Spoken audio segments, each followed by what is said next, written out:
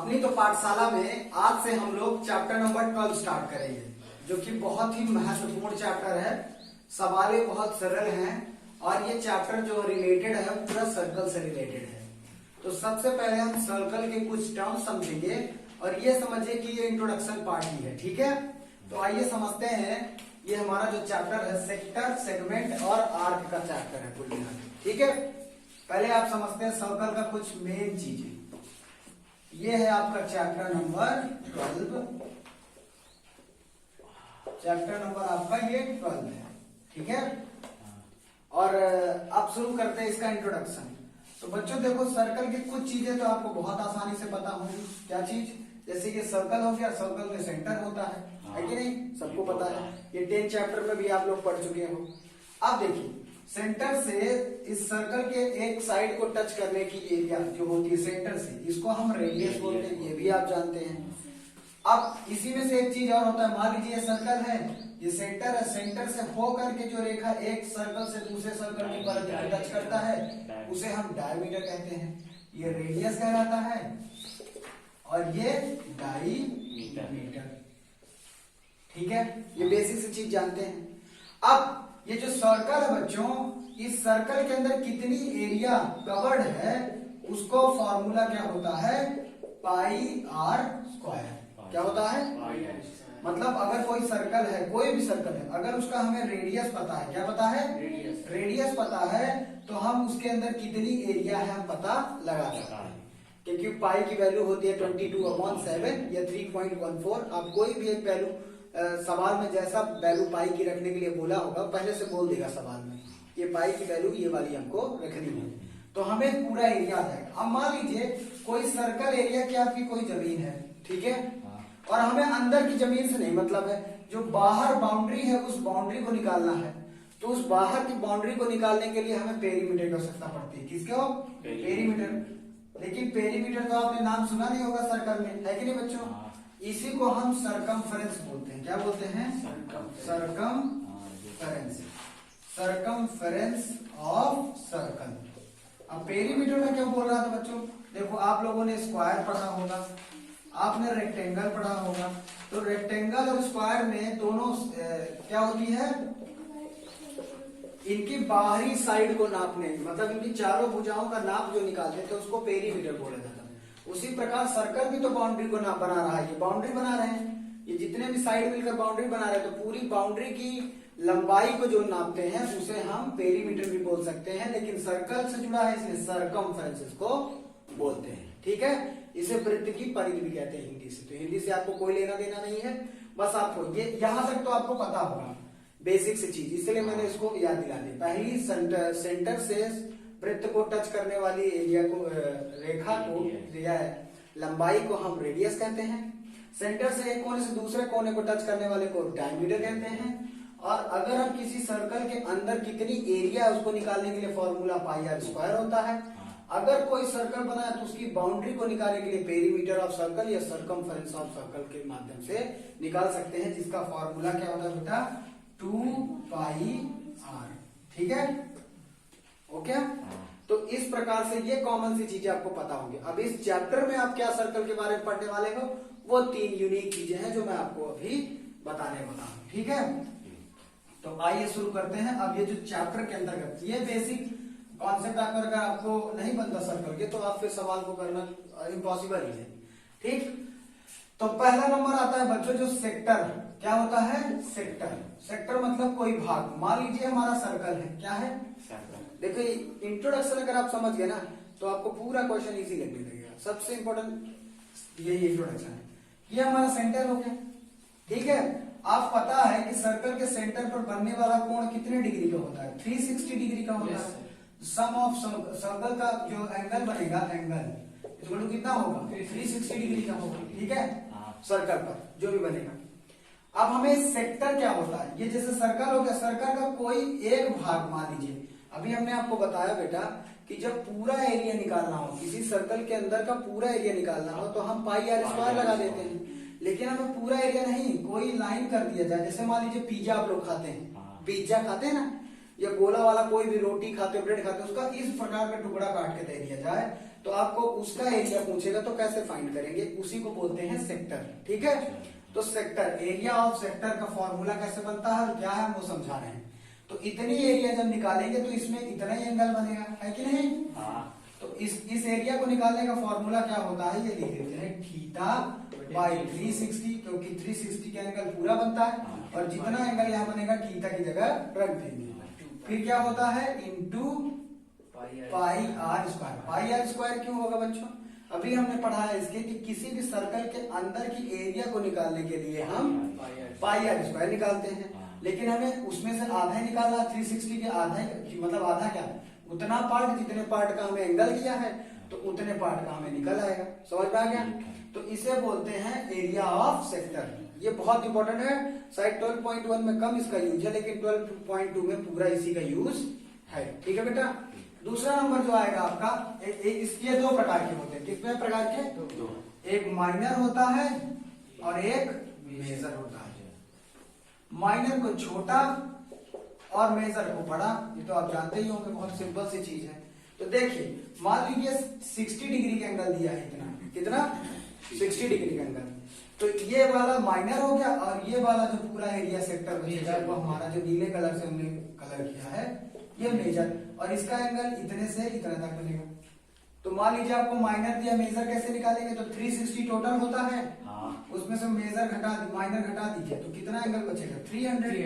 तो हमारा ये वाला थीटा कितना बनेगा, 300। फार्मूला यही रहेगा, थीटा बटे 360 पाई आर स्क्वायर। मेजर बड़ा होता है और माइनर छोटा रहेगा, जो आपको बोलेगा वो निकाल देंगे। बात समझ में आ रहा है? तो ये तो आप, आई होप कि आपको सेक्टर समझ में आ रहा होगा। अब दूसरा नंबर आता है आर्क। क्या? आर्क। तो हम इसका आर्क बताते हैं कैसे, लेंथ ऑफ आर्क निकालेंगे। ये भी माइनर होगी और मेजर होगी। ठीक बच्चों, देखिए हमारे पास ये सर्कल है, ठीक, इसको भी मिटा देते हैं। अब हम लिखेंगे लेंथ ऑफ आर्क, है ना, तो लिखेंगे लेंथ ऑफ आर्क। कैसे निकालेंगे बच्चों, ये सर्कल हो गया, है कि नहीं? सर्कल से अब वही फिर से चीज है, आर्क मतलब अगर पूरा निकालना होता तो पूरा निकाल लेते, यानी सर्कल का कोई कोना वाला भाग वो आर्क। आर्क होता क्या है, जो बाउंड्री बनी रहती है, बाउंड्री किसी से बनी हुई, किसी वायर से, किसी सीमेंट से, किसी बॉल से, तो यहाँ से यहाँ तक की ये जो दूरी है पूरा सरकमफेरेंस है, तो ये आर्क से बनी होती है ना। यहाँ पे रख करके आर्क है तो खींचते हैं पूरा गोला के लिए। तो आर्क पूछने के लिए ये माइनर आर्क हो जाएगी, क्या कहलाएगी, छोटी आर्क, माइनर आर्क। और जो इसका बचा हुआ भाग है ये वाला, जिसमें हम गुजड़ू कर रहे हैं, ये हमें मेजर आर्क कहलाएगा। ठीक है, फॉर्मूला दोनों में एक ही चीज लगेगा निकालने के लिए। तो क्या फॉर्मूला लगेगा बच्चों, थीटा बाई 360। लेकिन देखो अभी अंदर की एरिया निकालते थे तो एरिया का फॉर्मूला क्या होता था, पाई आर स्क्वायर। अब हमें बाउंड्री का निकालना है यानी सरकमफेरेंस से निकालना है, तो 2 पाई आर क्या हो जाएगा, बस इतना सरल है। क्यों बन रहा है वो भी बता रहा हूँ आपको, क्योंकि ये बाउंड्री से निकलता है यहाँ से यहाँ तक की दूरी।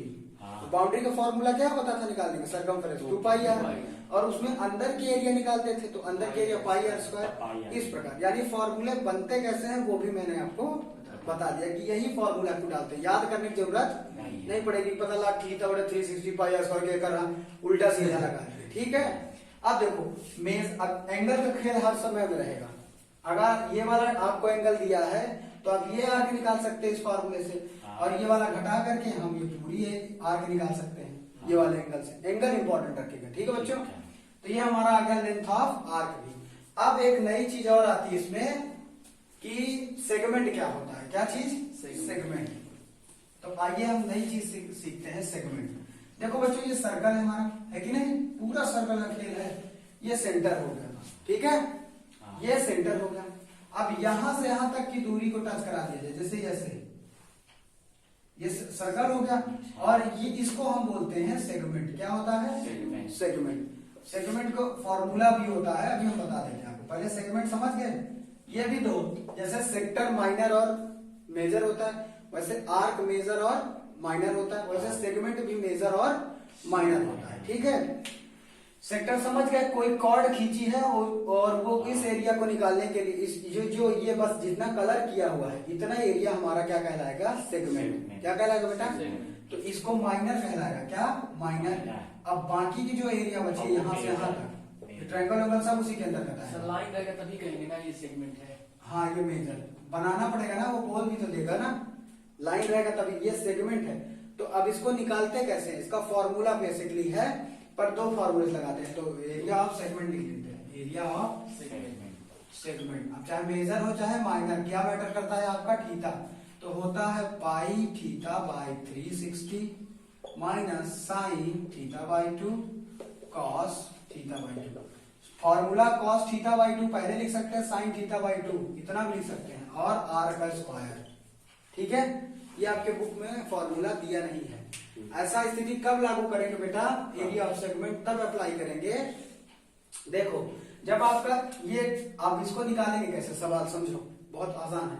मान लीजिए सेगमेंट निकालेंगे तो कैसे निकाल पाएंगे सर जी, ये हमारा सर्कल हो गया और यहां से यहां तक आपका ये मान लीजिए 60 डिग्री दिया है और ये आपको निकालना पड़ेगा। तो कैसे निकालेंगे, आप निकालेंगे तो सेक्टर निकाल लेंगे, पहले क्या निकालेंगे, एरिया ऑफ सेक्टर निकालेंगे। मान लीजिए एरिया ऑफ सेक्टर, मान लीजिए रेडियस बराबर 5 दिया है, ठीक। तो एरिया ऑफ सेक्टर क्या होता है, theta by 360 into pi r square. ठीक है, तो थीटा की जगह आप 60 रख दिए, 360 रख दिए, इंटू पाई की जगह पाई रखा रह दीजिए, नहीं तो 22/7, आर की जगह 5 का स्क्वायर कर देंगे, है कि नहीं, ये कर देंगे। इतना निकालने के बाद हमारा पूरा ये यहाँ से यहाँ तक न दूरी आ जाएगा। लेकिन हमें सेगमेंट इतना ही निकालना है, तब क्या करेंगे, तब आप देखिए एक छोटा सा ट्रायंगल बन रहा है। क्या बन रहा है, ट्रायंगल। ए यहां से यहां तक आपका ट्रायंगल ए बी सी। तो टोटल सेक्टर निकालने के बाद ट्रायंगल को अगर माइनस कर देंगे तो ये एरिया हमें ये ना बचेगी। समझ में आ रहा है। तो अगर ये फॉर्मूला आपको नहीं लगाना है तब आप ये तरीके से करेंगे, पहले सेक्टर निकाल लेंगे, सेक्टर निकालने के बाद एरिया ऑफ ट्रायंगल निकालेंगे। लेकिन एरिया ऑफ ट्रायंगल तभी आप निकाल पाएंगे जब आपको पता होगा, इक्विलेटरल ट्रायंगल पता है तभी निकाल पाएंगे, नहीं तो आप निकाल नहीं पाएंगे। इसलिए ये फॉर्मूला आपको बहुत हेल्प करेगा मेजर और माइनर सेगमेंट निकालने के लिए। ठीक है बच्चों, तो अब इंट्रोडक्शन हमारा कंप्लीट हो चुका है। अब हम आप लोग सवाल में चलेंगे। हेलो, तो देखो 12.1 शुरू करते हैं बच्चों, और क्वेश्चन नंबर फर्स्ट पिक कर लेते हैं। क्वेश्चन कह रहा है first the radii of two circle. पहले अब रेडियाई क्या होता है वो समझ लीजिए, जिसमें एक से ज्यादा रेडियस हो। जिस सवाल के लिए, जिस क्वेश्चन के अंदर एक से ज्यादा रेडियस दिए होते हैं वहां रेडियाई इस्तेमाल करते हैं। क्या बोलते हैं, रेडियाई। तो कह रहा है the radii of two circle are, एक 19 सेंटीमीटर रेडियस दिया है, एक 9 सेंटीमीटर। तो जो दिया है पहले हम लिखते चले जाएंगे, फिर सवाल को भी समझा लेंगे। तो R1 बराबर हम मान लेंगे 19 सेंटीमीटर और R2 बराबर मान लेंगे हम 9 सेंटीमीटर। मान लीजिए दो सर्कल हमको दिए हैं, ठीक है। कितने सर्कल दिए बच्चों, दो सर्कल दिए हमको। एक सर्कल बड़ा होगा क्योंकि एक की सेंटीमीटर बड़ी है, हमको फिगर नहीं बनाना, बस समझना है, ठीक है। मान लेंगे कि ये R कितना है, 19 है, और ये R कितना है, 9 सेंटीमीटर। इतना समझ में आ गया बेटा। आगे क्या कह रहा है, find the radius of the circle which has circumference equal to the sum of the two circumference of circle। अब एक और सर्कल इसमें बनाना है, क्या करना है, एक और सर्कल बनाना है, ध्यान रखो। और उनके जो सर्कमफ्रेंस होंगे, तो ये जो दिए गिवन रेडियस है, इन दोनों के सर्कमफ्रेंस के जोड़ के बराबर होना चाहिए। बहुत आसान है। तो उसका रेडियस निकालिए। क्या निकालिए, यानी बड़ा वाला जो सर्कल है उसका रेडियस क्या होगा। और हमको सॉल्व करने के लिए तरीका क्या बताया है कि जो दो रेडियस दिए हैं, दो सर्कल के रेडियस, उनके सर्कमफ्रेंस को अगर हम जोड़ देंगे तो जो बड़ा वाला सर्कल होगा, सर्कमफ्रेंस होगा, उसके बराबर होगा। तो रेडियस बताइए। कितना सरल सवाल है, हमने ये चीज लिखा ही है। अब लिखेंगे अकॉर्डिंग टू क्वेश्चन लिख देते हैं। तो area of circumference of bigger circle या other circle, circumference of circle newly, या नया वाला हम मान लेंगे, ठीक है। अब इसको इरेज करते हैं। फिगर आपको बनाना नहीं है बच्चों, है फिगर आपको बिल्कुल नहीं बनाना है, बस ये समझाने के लिए। तो बराबर क्या है क्वेश्चन के अनुसार कि पहला सर्कल प्लस दूसरे सर्कल के बराबर है, सम के बराबर है। तो पहले लिखेंगे pi R 1 pi R plus 2 pi R होता है ना, 2 pi R1 plus 2 pi R2। Circumference का फॉर्मूला यही तो होता है, 2 पाई R होता है। तो एक का R1 माने, एक का R2। और ये न्यू सर्कमफ्रेंस का भी सर्कल मानेंगे तो इसको मान लेंगे 2 पाई R। क्या मान लेंगे, कैपिटल लेटर में आर, तीसरे वाले का रेडियस, ठीक है, ताकि कंफ्यूजन ना हो। आगे क्या करेंगे बेटा, देखो दोनों में दो दो कॉमन है तो 2 पाई कॉमन ले लो, क्या कर लो 2 पाई इसमें भी 2 पाई, इसमें 2 पाई कॉमन ले लिए, अंदर क्या बचेगा R1 प्लस R2, कोई दिक्कत, ठीक है। अब देखो 2 पाई से 2 पाई कट गया, 2 पाई इधर भी है 2 पाई इधर भी है। अब यहाँ R बचा है हमारा, R1 की वैल्यू कितनी है 19 प्लस R2 की वैल्यू कितनी है 9, आसान आंसर आ गया। तो R बराबर 19 1 20 8 28 28 सेंटीमीटर। अगला जो नया रेडियस नया सर्कल जो बनेगा उसका रेडियस 28 सेंटीमीटर होगा, बस। चलो okay students, question number second, ये भी सेम फर्स्ट नंबर क्वेश्चन के जैसे, लेकिन हमें बताना पूरा ही पड़ेगा, मुझे समझ में आ रहा है। कह रहा है 2 सर्कल इसमें भी दिए हुए हैं, ठीक है। अब एग्जांपल के तौर पे हम समझा रहे हैं, फिगर आपको बनाना नहीं है। तो पहले वाले का रेडियस 8 दिया हुआ है और दूसरे वाले का आपका रेडियस कितना दिया है बेटा 6 सेंटीमीटर। पिछले वाले में सरकमफ्रेंस बोला था कि इन दोनों का प्लस बराबर है, इस वाले में अंदर की एरिया दोनों के बराबर है, ठीक है बच्चों। तो पहले हम क्या लिख लेंगे, गिवन R1 बराबर 8 सेंटीमीटर और R2 बराबर हम लिख लेंगे 6 सेंटीमीटर। अब इन दोनों के बनने वाला एरिया जो तीसरा होगा, तीसरा जो सर्कल हम बनाएंगे, अनदर सर्कल, जो भी सर्कल होगा वो इन दोनों एरिया के दोनों के सम के एरिया के बराबर होगा, बस सीधी सी बात।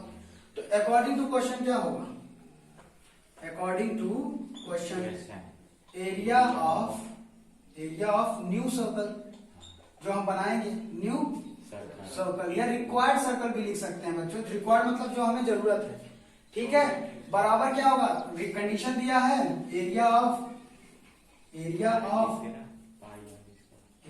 First circle plus area of second circle. थोड़ा हमने इस बार लिख भी दिया सेकंड सर्कल, ठीक।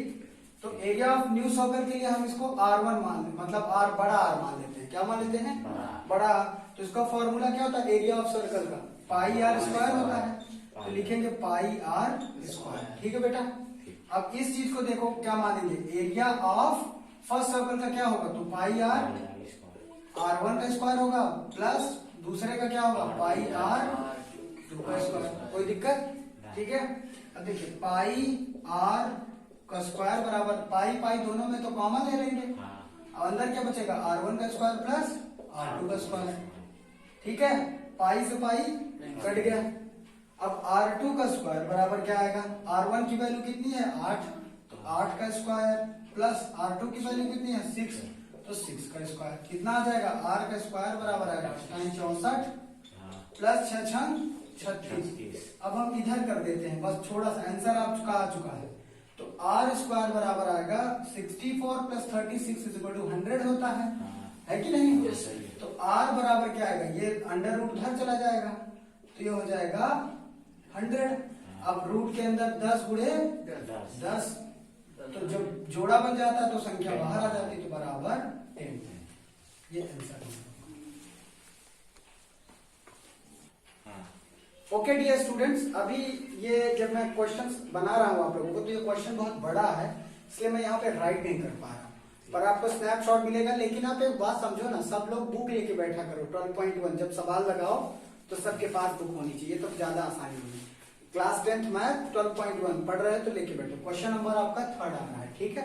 फिगर बस मैं बना लिया हूँ, इसको आपको समझाता हूँ। दिख बड़ा रहा है क्वेश्चन, पर बहुत ईजी है। क्वेश्चन कह रहा है 12.3 में डिपिक्ट आर्चरी टारगेट। आपने देखा होगा ओलंपिक्स में ही सबसे ज्यादा भारत ने गोल्ड मेडल आर्चरी में ही प्राप्त किए हैं। आर्चरी क्या होता है, जैसे ये तीर है, तीर निशानेबाजी लगाते हैं और इसको फेंकते हैं, तो जो जितना पास मारेगा इस गोले वाले में कोने के, उसको उतने पॉइंट मिले जाते हैं। जितना इस पॉइंट से दूर चला जाता है उसके पॉइंट लिखे रहते हैं। इसमें नंबर कलर लिखा है, उसमें नंबर लिखे रहते हैं 10, 8, 9, समझ रहे हो। उसी बेसिस पर ये आर्चरी के हिसाब से बनाया गया। गोल्ड पे मारोगे तो गोल्ड वाला पॉइंट, रेड पे मारोगे तो रेड वाला पॉइंट, और ब्लू को तो ब्लू, ब्लैक तो ब्लैक, व्हाइट तो व्हाइट। समझ में आ गया।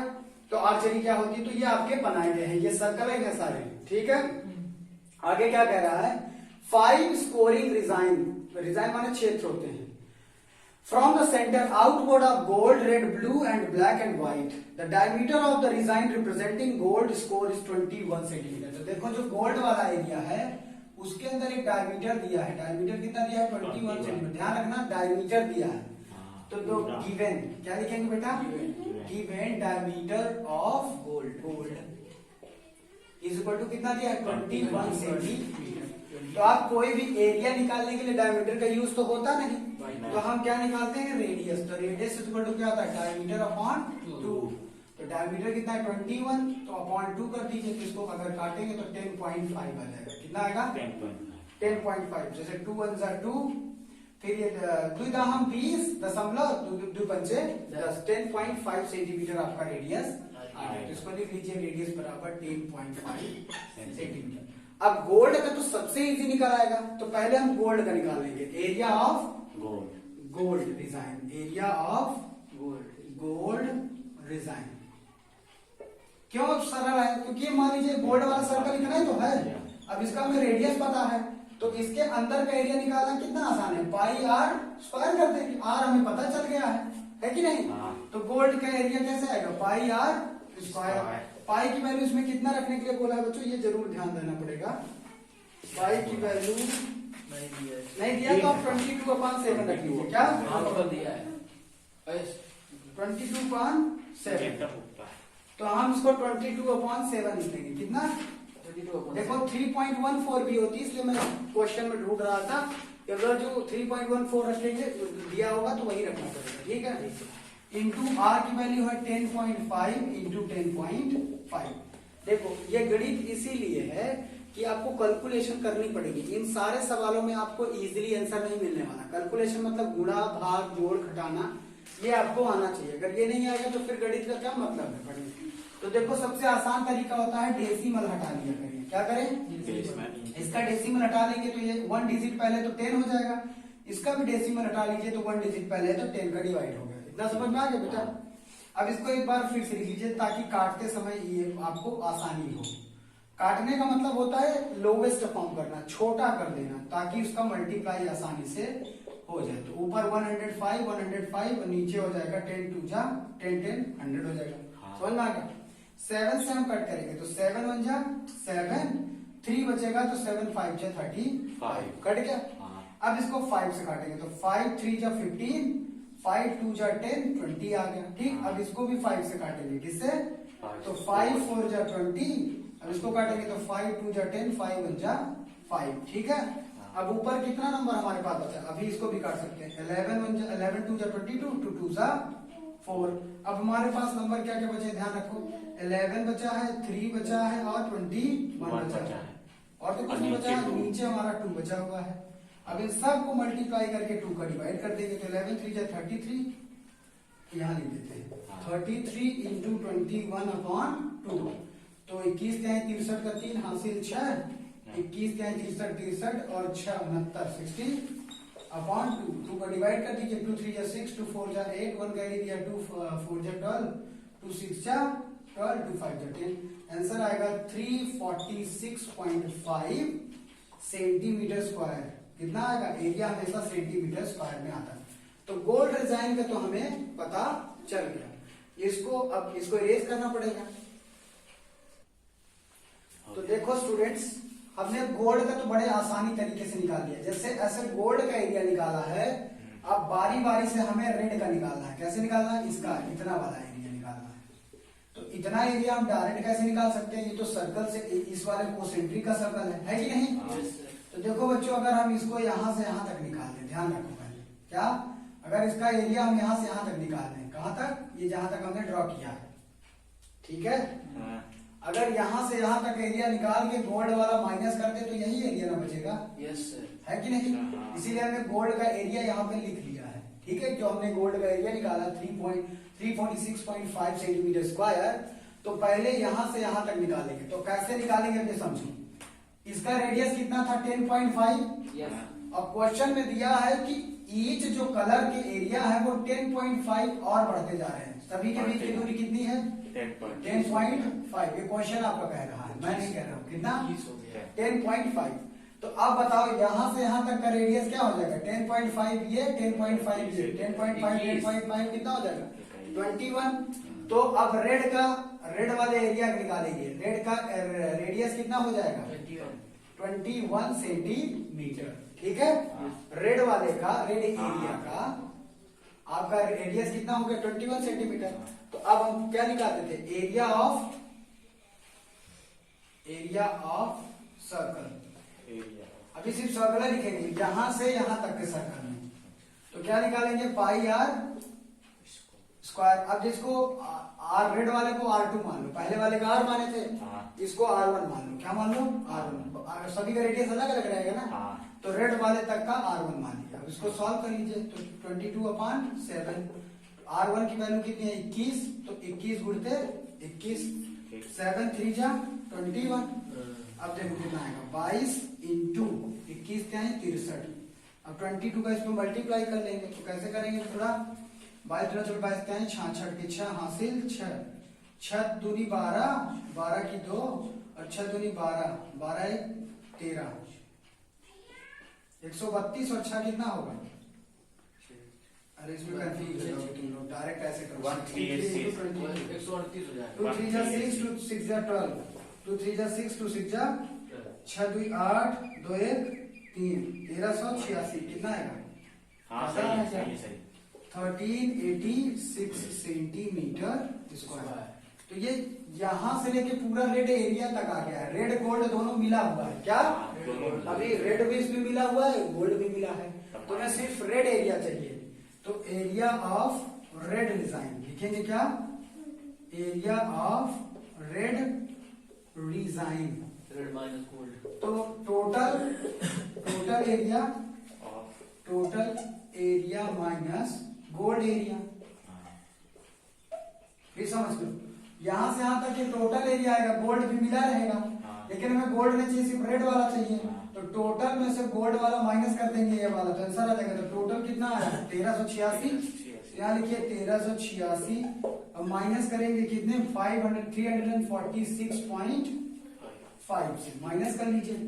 यहाँ लिखिए 1386 माइनस करेंगे 346.5, यहाँ 0 लगा दीजिए। 10 में 5 गया 5, ये 5 बचा, 15 में 6 गया 9, ये कितना बचेगा? 7 7 में 4 गया 3, 3 में 3 गया 0 1, कितना आएगा? 1039। कितना आ गया?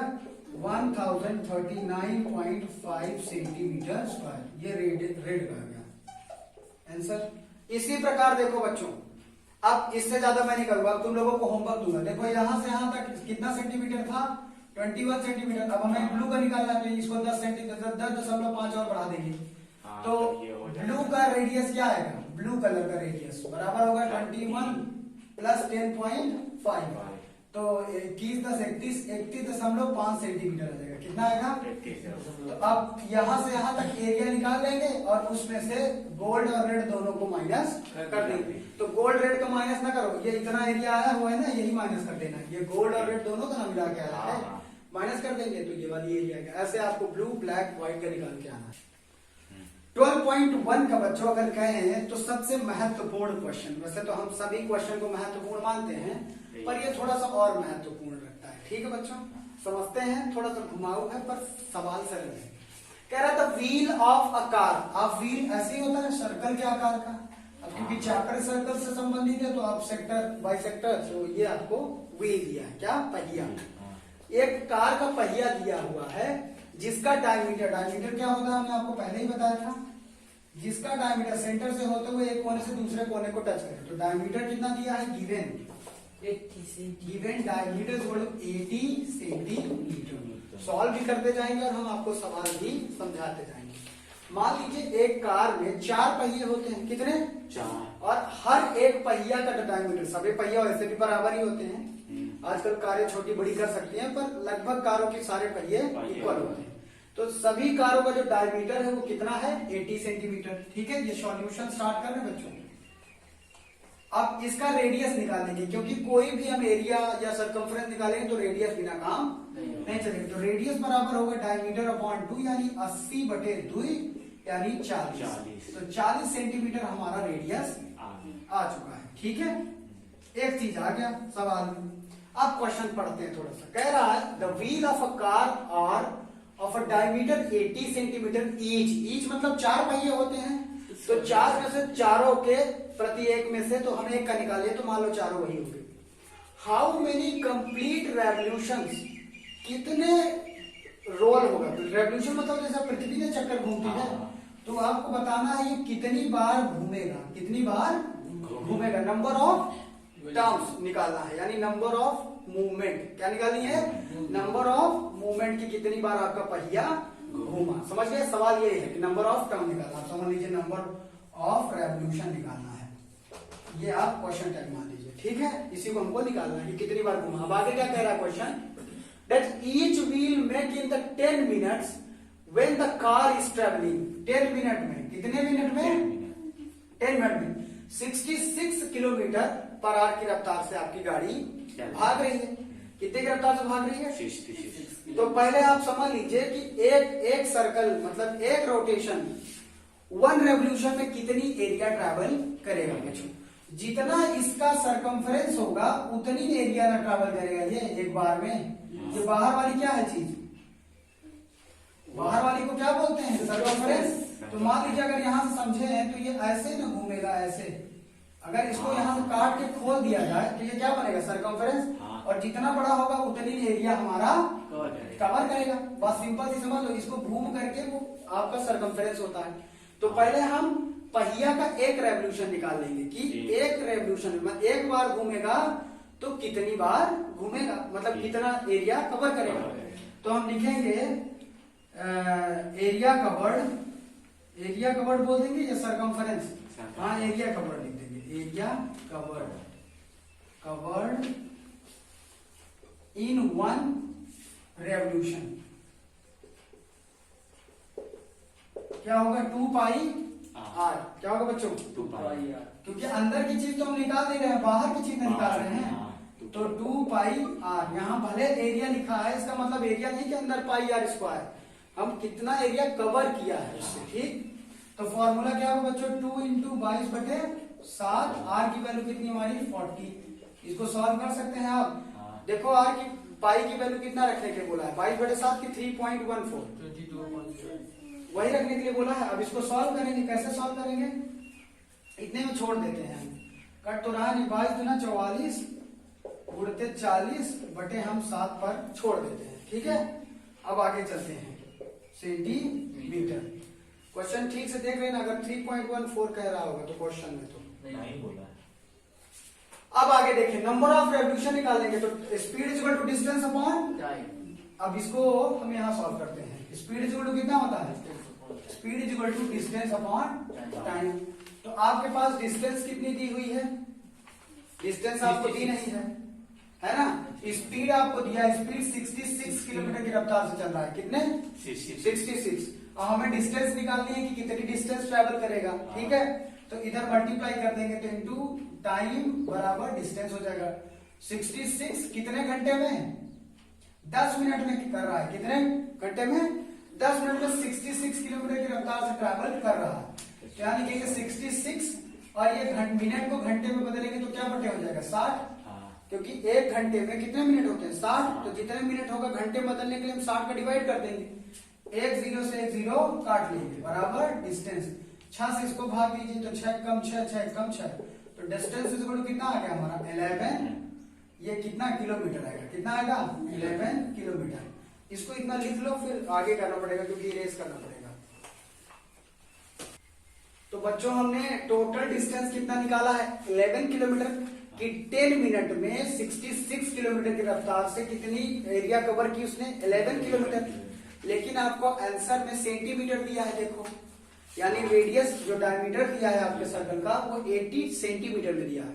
तो इसको भी हम सेंटीमीटर में बदलना पड़ेगा। बस यही चीज समझने वाली है। डिस्टेंस हमारा कितना है? 11 किलोमीटर होता है ना? तो 1 किलोमीटर में कितने मीटर होते हैं? 100। 1000 मीटर होते हैं। कितने? 1000। और 1 मीटर में कितने सेंटीमीटर होते हैं? 100। तो किलोमीटर को डायरेक्ट सेंटीमीटर में बदलने के लिए क्या करेंगे? 1000 का ये गुणा और 100 का ये गुणा करना पड़ेगा। तो 11 किलोमीटर इज इक्वल टू क्या होगा? 11 इंटू पहले 1000 अब मीटर में हो गया, अब इसमें 100 को मल्टीप्लाई कर दिए तो सेंटीमीटर में हो गया। डरने वाली बात नहीं है, बस आपका जो डायमीटर दिया था वो 80 सेंटीमीटर दिया था। कितना दिया था? 80 सेंटीमीटर। तो आपको जो भी वैल्यू निकालनी है टोटल डिस्टेंस, तो वो सेंटीमीटर में निकालनी है। तो 1 किलोमीटर बराबर मीटर में बदलेंगे तो 1000 होता है, और 1 मीटर बराबर 100 सेंटीमीटर होता है। तो 1000 और 100 का गुणा कर देंगे किसी किलोमीटर में तो सेंटीमीटर बदल जाएगा कि नहीं? बस आसान है। तो ये 11 और 3 2 5 जीरो जोड़ दीजिए, काई दहाई सैकड़ा हजार 10,000 लाख 10 लाख, यानी 11 लाख सेंटीमीटर। ये टोटल डिस्टेंस हो गई। कितना? Total distance. अब आपको फॉर्मूला हमने बताया था कि नंबर ऑफ रेवोल्यूशन, कितनी बार चक्कर लगाया वो निकालना है कि नहीं? तो नंबर ऑफ रेवोल्यूशन कैसे निकालेंगे? टोटल डिस्टेंस बटे टोटल डिस्टेंस बटे डिस्टेंस बटे 1 रेवोल्यूशन। एक रेवोल्यूशन में कितना एरिया निकाला, ठीक है? इन 1 revolution total distance in 1 revolution distance, 1 revolution distance. तो 1 रेवोल्यूशन हमारे पास ये है 44 गुणित 40/7, कट नहीं रहा था तो हमने इतना छोड़ दिया। और टोटल डिस्टेंस कितनी आ गई है? 11 लाख। बस वैल्यू पुट कर देंगे और आंसर हमारा आ जाएगा। ठीक है, अब ये काटा कूटी बस बचा है तो ये आप कर लीजिएगा। तो हम यहाँ पे लिखेंगे, ये नंबर ऑफ रेवोल्यूशन आ गया। टोटल डिस्टेंस कितना? 11 लाख 325 अपान या कितना आएगा? कितना था हमारा? 44 इंटू 40/7 था। ये 7 घूम करके ऊपर चला जाएगा। अब इसको चेंज करेंगे तो मान लीजिए 7 का मल्टीप्लाई कर देंगे तो ये 77 हो जाएगा, और कितने 5 जीरो उतार देंगे, 4 5 बटे कितना आ गया आपका? 44 इंटू 40। 1 0 से 1 0 काट दीजिए, 11 से काटिए, 11 7 जा 77, 11 4 जा 44। ठीक है, अब ऊपर आपकी वैल्यू कितनी आ गई बेटा? 7 और 3 और 4 जीरो, 2 3 4 जीरो। नीचे आ गया आपका 4 4 जा 60। पहले 4 से काटते हैं, 4 इंटू 4। जब भी किसी नंबर के लास्ट में डबल जीरो तो संख्या 4 से कट जाती है। तो 4 से काटिए, 4 1 जा 4, 3 बचेगा, 30 हो जाएगा। तो 4 7 जा 4 से 28, 4 7 जा 28 आएगा, है कि नहीं?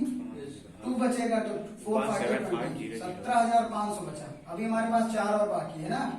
अब इसको ऐसे लिख लीजिए, 17,500 बटे 4, इससे भी कट जाएगा। तो 4 4 16, 1 बचा, इसको 1 बचा 15 हुआ, 4 3 12, 3 बचा, 4 7 28, और ये 4 5 6 20।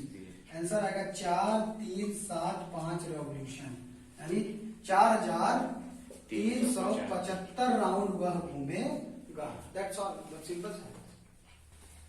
देखो 12.1 का लास्ट क्वेश्चन है बच्चों, और बहुत ही सरल है। टिक द करेक्ट ऑप्शन है। ऑप्शन आप देख लीजिएगा क्या है, मैं सवाल आपको समझा देता हूं। कह रहा है if the perimeter and the area of circle are numerically equal. कोई मान लीजिए सर्कल है, उसका पेरीमीटर यानी जितना बाहर का एरिया होगा उतना ही अंदर का एरिया होगा। हालांकि ऐसा संभव नहीं है, पर माना है, सवाल में दिया है तो मान लेंगे। ठीक है, कि जो सर्कल का बाहरी वाला भाग है उतना ही अंदरी वाला भाग होगा। ठीक है, तो बताइए कि उसका रेडियस क्या होगा। तो बड़ा सरल है, अकॉर्डिंग टू द क्वेश्चन। इसमें कुछ दिया हुआ नहीं है तो डायरेक्ट सॉल्व कर लेंगे अकॉर्डिंग टू क्वेश्चन। क्वेश्चन क्या कह रहा है? Area is equal to circumference. ठीक है, दोनों इक्वल है। एरिया क्या होता है? फॉर्मूला सर्कल का पाई आर स्क्वायर, और एरिया सरकमफेरेंस कितना होता है? 2 पाई आर। तो आर से एक आर कट गया, पाई से पाई कट गया, तो आर बराबर कितना आ गया? 2। तो रेडियस क्या होगा? 2 सेंटीमीटर आंसर। अगर 2 सेंटीमीटर आपको ऑब्जेक्टिव में कोई आंसर आ रहा है तो वही सही होगा। That's all.